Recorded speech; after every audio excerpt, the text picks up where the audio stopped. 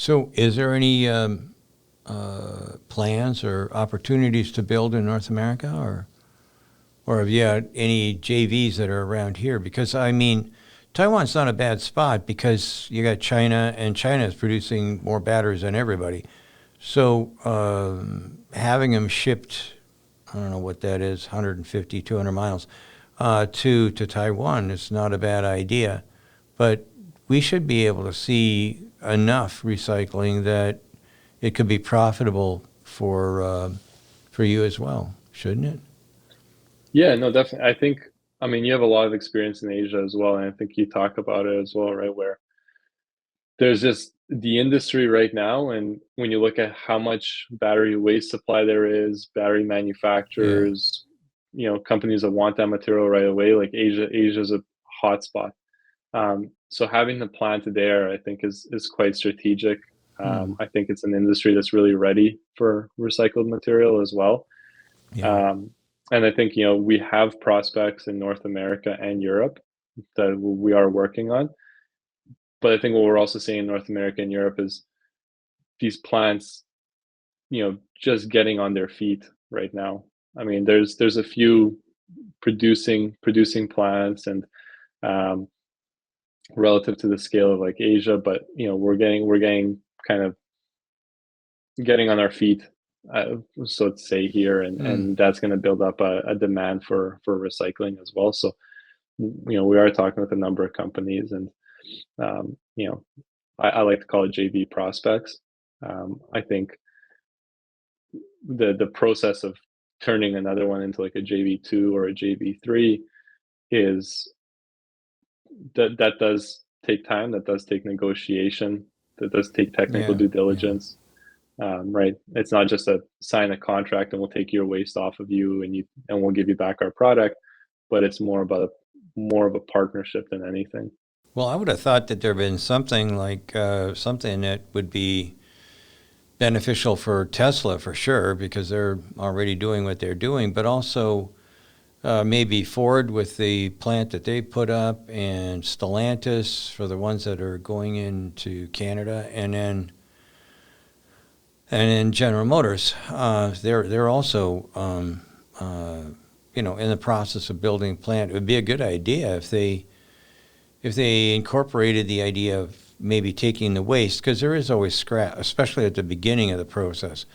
You take that scrap away, and but it'd be a great idea if it was part of the architectural plans right now. Then it would be to, hey, I got a good idea. Let's put in a recycling plant, and oh shit, we turned that into the hospital or something you're not going to move.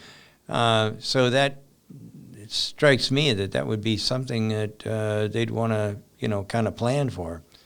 Yeah, I could tell you that the companies are thinking in that direction. I think even, I mean, we're in Canada here, so just thinking Canada alone, from Vancouver, we had the Molly Cell announcement where they're going to be building a plant, right? Plan for like 2028, I believe. You got Stellantis and LG. You got PowerCo in Ontario, Northvolt, BASF, POSCO, right? Like all those battery supply chain being built in like Ontario and Quebec. So they're being built up. I think there are strategic teams within those companies thinking about things like this. Um, but I think it's just kind of that get the plant up. You know, there's thoughts on recycling, um, but that's all takes some time and technical review. Well, I was born in Canada. Things were a lot different when I was in Canada, but what's the prospects now? Like we get secondhand news about what's going on up north, and what's the prospects of Canada uh, moving a little more into EV production or battery production? I know about the Stellantis plant, the LG plant, and stuff like that, but that's making batteries. Usually, you have a car plant to go along with it. What's going on that might be interesting up there? In terms of, I mean, last week it was, or I think it was last week or a week before. It's just, I think, rumored now, but even Honda is looking at, Yep, that's right. maybe Yeah. they'll fact check this number, it was 14 billion or Yeah, 18.4 I billion think it is. Yeah. investment in battery and Yeah. EVs. And I think PowerCo, or like, Volkswagen, that is cells and EVs. Yeah. If I'm correct, that's Yeah. $14 Those. billion Yeah. project. Yeah. The Stellantis one and the VW plant, they're both kind of close to each other, I think, in Ontario. But I was walking more about, like I just read that your town, Vancouver, is now the most expensive place on the planet to live. So I was just dazzled when I saw that, and they brought out 65-year mortgages. That's like buying a mortgage in England for 100 years or something. So that's kind of, it sounds like kind of a deterrent to me for building a factory. If you have to have a 65-year mortgage in order to buy a house, it's kind of It's, crazy. I mean, it's extremely expensive here. I'd say, like, you have condos and townhomes going for, you know, or condos, one bedroom going for over $500,000, right? And but still on the roads, I think one comment everybody always tells us when they come to Vancouver is, "I've never seen more Teslas on the road." Yeah, So I don't know that's the how truth. people afford these. But the thing is that How- that's what I noticed when I came to the EV show last year. And one of the, well, I don't know who he was, and I don't know if it's 100% true, but one of the people told me that Vancouver is the number one spot for Tesla as far as per capita basis. Tesla sells, actually, I don't think it was Tesla. I think it was EVs in general. It's the hottest market basically anywhere. More people with EVs per capita than anywhere.